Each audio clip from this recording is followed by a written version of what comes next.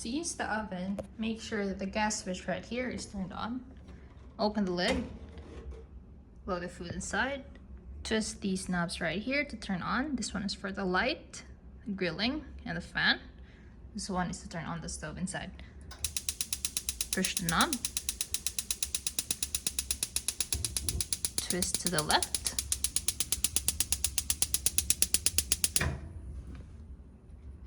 switch the light, close.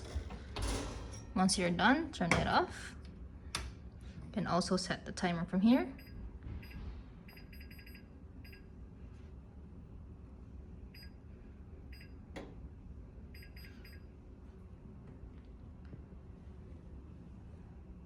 Once you're all done, just make sure that everything has been turned off. This one is just for the time. Make sure not to turn off the gas switch.